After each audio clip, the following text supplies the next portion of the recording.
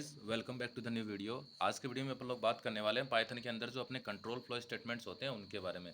इसमें बेसिकली अपन एक ओवरव्यू देख रहे होंगे जिससे कि आप लोग को एक आइडिया हो जाएगा कि कंट्रोल फ्लो स्टेटमेंट पाइथन के अंदर काम कैसे करते हैं। तो अगर आप एक बिगनर हो तो बिगनर के लिए ये वीडियो एकदम बेस्ट होने वाली है, क्योंकि आपको ये पता चलेगा कितने टाइप के अपने पास कंट्रोल फ्लो स्टेटमेंट होते हैं और वो कैसे काम करते हैं। देखो, मैंने यहाँ पे टाइप्स को कंसिडर नहीं किया, मैंने सीधा यहाँ पे इसके जो डिस्क्रिप्शंस होते हैं उनको स्टार्ट किया है। एक्चुअली अपने पास दो तरीके के कंट्रोल फ्लो स्टेटमेंट होते हैं। For example, first is conditional and second is अपने पास जो कंट्रोल फ्लो जिनको अपन बोलते हैं एक्चुअली। तो कंडीशनल में जैसे अपना इफ हो गया, इफ एल इफ हो गया, इफ एल्स हो गया, सीधा इफ नेस्टेड इफ हो गया, है ना, ये चीज़ें आ जाती हैं। इसके बाद में अगर अपन अपने पास कंट्रोल की बात करेंगे तो आता है जैसे फॉर लूप, व्हाइल लूप। तो सारी चीज़ें मैंने इसमें कवर की है। तो देखो, सबसे पहले इफ आता है, काम कैसे करता है। इसमें लिखा है अपन ने, use to run code only if a condition is true.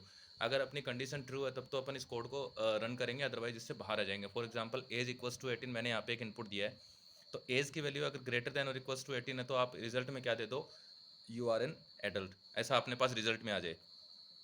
तो जब ये कंडीशन चेक होगी एज इक्वल्स टू 18, तो देखो एज की वैल्यू 18 है। तो जैसे ये कंडीशन ट्रू होगी तो अपने पास क्या होगा, ये का जो स्टेटमेंट था वो एग्जीक्यूट हो जाएगा। तो रिजल्ट में अपने पास क्या आ जाएगा, यू आर एन अडल्ट आ जाएगा।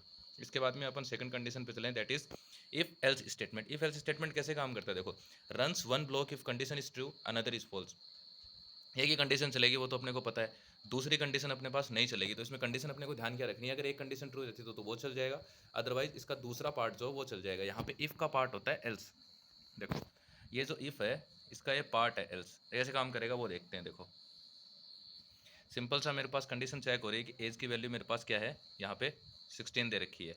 ठीक है, तो 16 दे रखी है। अब मैं चेक कर रहा हूँ, if age is greater than और इक्वल्स टू 18। अगर एज मेरी 18 से ज़्यादा और इक्वल्स टू है तो अडल्ट प्रिंट कर दे, अदरवाइज क्या प्रिंट कर दे, माइनर प्रिंट कर दे। तो यहाँ पे मेरी वैल्यू है वो 18 से छोटी है, तो मेरे पास रिजल्ट क्या आ गया, माइनर आ गया। इस तरीके से अपना इफ एल्स काम करता है, एकदम ईजी है। आपको अगर कंडीशन से आप समझोगे तो आपको ईजिली समझ में आएगा। इसके बाद में अगर अपन देखें, थोड़ा सा अपने पास कंडीशंस क्या हो जाती है, हार्ड हो जाती है। इन केस कि आपके पास कंडीशन के अंदर कंडीशन आ जाए तो आपको यूज़ कैसे करना है, तो वहाँ पे अपन यूज़ करेंगे इफ एलिफ कंडीशन का। वो देखो कैसे करते हैं अपन एक्चुअली। इसमें अपने पास सबसे पहले अपन क्या करेंगे,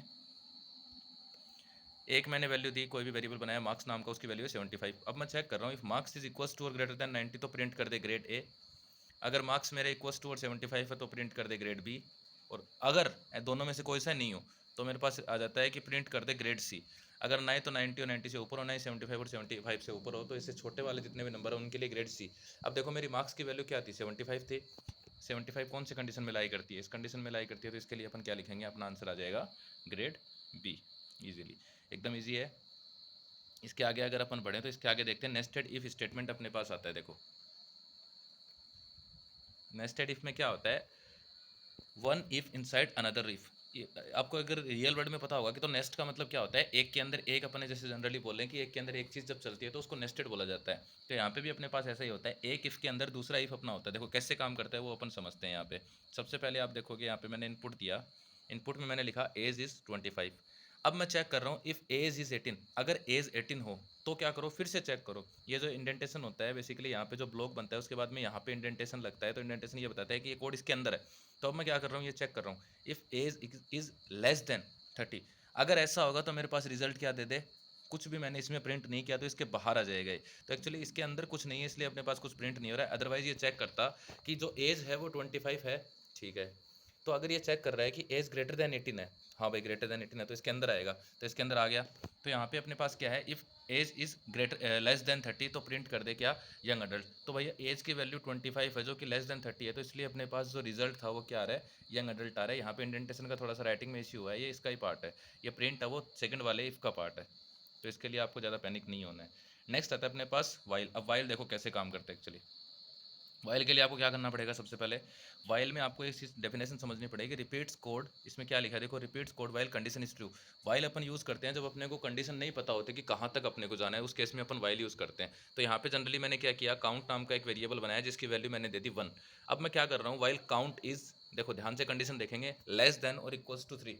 जब तक काउंट क्या रहे, जब काउंट क्या रहे, लेस देन और इक्वल्स टू 3 रहे, तो प्रिंट कर दो हेलो और उसके साथ में काउंट की वैल्यू। ठीक है, यहाँ तक समझ में आया। इसके बाद में मैंने इंक्रीमेंट किया हुआ, इंक्रीमेंट आपको समझना पड़ेगा। लाइक मैंने लिखा ए प्लस इक्वल्स टू 5 और ए की वैल्यू मान लो मेरे पास 10 है।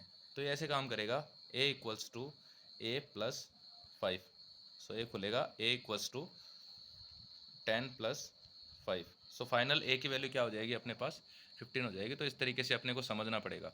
तो यहाँ पे अपने पास जो इंक्रीमेंट हो रहा है वो कैसे हो रहा है, देखो काउंट प्लस इक्वल्स टू 1 हो रहा है, तो ये कैसे खुलेगा, count equals to count plus 1। अब काउंट की वैल्यू क्या है, पहले 1 फिर 2 फिर 3, ऐसे 3 तक जा सकते हैं, क्योंकि कंडीशन में क्या दिया है अपन ने, 3 से छोटा या फिर 3 के इक्वल तक हो सकता है सिर्फ। तो अपन इसको कंडीशन को रन करके देखते हैं। देखो काउंट 1 दिया मैंने, तो काउंट 1 चेक किया, हाँ 3 से छोटा है, तो हेलो के साथ में काउंट 1 काउंट प्रिंट कर दिया, दैट इज़ 1।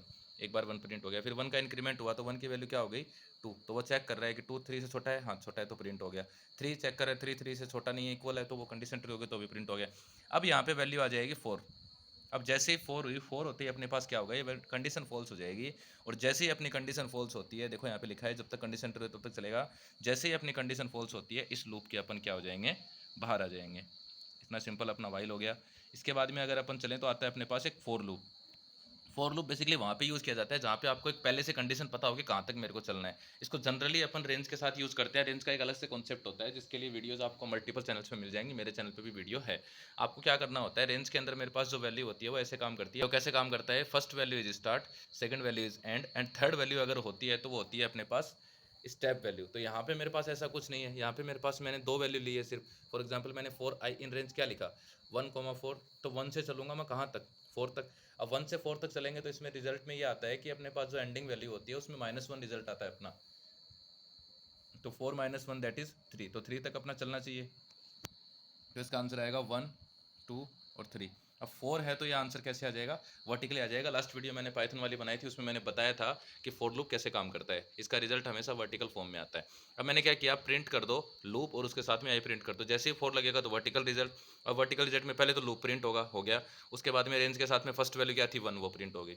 सेकंड के लिए सेकंड प्रिंट हो गया, थर्ड के लिए थर्ड प्रिंट हो गया। 4 प्रिंट हो नहीं सकता, तो यहीं पे इसका रिजल्ट अपने पास क्या हो जाएगा, रुक जाएगा। इतना ही अपने पास रिजल्ट आ जाएगा इसका, सिंपल सा। आगे बढ़ते हैं। इसके बाद में आता है अपने पास ब्रेक स्टेटमेंट।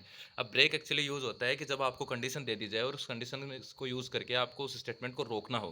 फॉर एग्जांपल यहाँ पे रेंज में 5 दिया, तो यहाँ पे एक चीज़ समझनी पड़ेगी, result should look like 1 2 3 and 4। इसमें वैल्यूज़ कितनी है, देखो 5 वैल्यूज़ हैं अपने पास, 0 1 2 3 4। बट अपने पास कंडीशन क्या दी है, देखो 4 चलेगा आई कहाँ से, रेंज 5 से, तो रेंज 5 की वैल्यूज़ आनी चाहिए थी 0 1 2 3 4। बट मेरे पास क्या हो रहा है, इफ़ चेक करूंगा मैं कि इफ़ आई इक्वस टू 3 आ जाए तो ब्रेक कर दो। ब्रेक का मतलब होता है जहाँ पे 3 मिल जाए वहीं पे रोक दो। तो मैंने बोला कि आंसर क्या आना चाहिए था, ये वाला आंसर आना चाहिए था, बट आंसर देखो क्या आ रहा है। अब ये कैसे आ रहा है ये समझते हैं। पहले आई की वैल्यू अपने पास 0 आई तो उसने प्रिंट कर दिया, फिर आई की वैल्यू 1 आई तो उसने प्रिंट कर दिया, आई की वैल्यू 2 आई तो उसने प्रिंट कर दिया। अब जैसे आई की वैल्यू 3 आई तो ये चेक कर रहा है, देखो यहाँ पे इसने चेक किया, इफ़ आई इक्वस टू 3 है, हाँ भाई है तो क्या नहीं कर पाएगा, ये प्रिंट नहीं कर पाएगा, क्योंकि उससे पहले क्या कर दिया अपन ने, स्टेटमेंट ब्रेक कर दिया, जिस वजह से ये अपना जो भी रिजल्ट है उसको प्रिंट नहीं कर पाएगा। सिंपल। तो ब्रेक स्टेटमेंट आपको कंडीशन से बाहर निकालने के लिए काम में आता है। इसको आप कंडीशनली यूज़ कर सकते हो जहाँ पे आप चाहो वहाँ पे। इसके बाद में आता है अपने पास कंटिन्यू। अब कंटिन्यू देखो कैसे काम करता है, ब्रेक का उल्टा होता है कंटिन्यू। कंटिन्यू में क्या होता है, एक्चुअली ब्रेक में क्या होता है, ब्रेक में आप जहाँ पे कंडीशन मैच होती है वहाँ पे रुक जाते हो।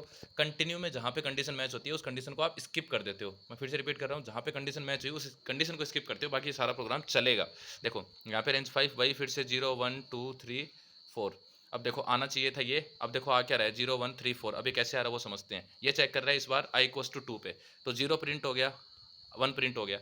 अब 2 पे चेक किया तो इसने क्या दे दिया, कंटिन्यू। अब मैंने बोला कि जहाँ पे कंटिन्यू आता है वो सिर्फ उस एक कंडीशन को स्किप करता है जहाँ पे कंडीशन मैच होती है। तो आई इक्वस टू 2 पे कंडीशन मैच हुई तो उसको इसने क्या कर दिया, स्किप कर दिया। इसलिए रिजल्ट में देखो यहाँ पे अपने को 2 नहीं दिख रहा है। फिर आगे प्रिंट होता रहेगा वापस, आई इक्वस टू 3 चेक होगा वो चलेगा, आई इक्वस टू 4 चेक होगा वो चलेगा। तो जहाँ तक रिजल्ट आएंगे बाकी के रिजल्ट इसमें चलते रहेंगे, उनमें अपने को कोई चेंजेस नहीं करने। तो ब्रेक यूज़ होता है अपने पास कंडीशन को रोकने के लिए, और कंटिन्यू यूज़ होता है सिंगल कंडीशन को पास करने के लिए। बट अगर अपन पास स्टेटमेंट का यूज़ करते हैं तो पास स्टेटमेंट सिर्फ होता है अपनी कंडीशन को खाली छोड़ने के लिए। फॉर एग्जाम्पल यहाँ पे देखो 4i इन रेंज 3 अपने पास एक कोड है, इसके अंदर मैंने लिखा पास। पास लिखते ही क्या होगा, अपने पास कोई भी रिजल्ट नहीं आएगा, बट ये प्रोग्राम गलत नहीं है, इसमें कोई एरर नहीं है।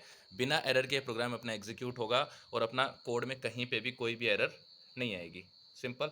इसके बाद में आगे चलते हैं। इसके बाद में अपने पास ये पीडीएफ खत्म हो चुकी है, यहीं पे आपको इस पीडीएफ का लिंक मिल जाएगा, और एक आपको दूसरा लिंक मिलेगा जिसमें एक प्रैक्टिस क्वेश्चन मैं डाल रहा हूँ, आप प्रैक्टिस कर सकते हैं। अगर आपको वीडियो पसंद आए तो वीडियो को लाइक कीजिएगा, चैनल को सब्सक्राइब कीजिएगा। मैं मिलूंगा ऐसे ही किसी वीडियो में, तब तक के लिए बाय बाय, टेक केयर दोस्तों।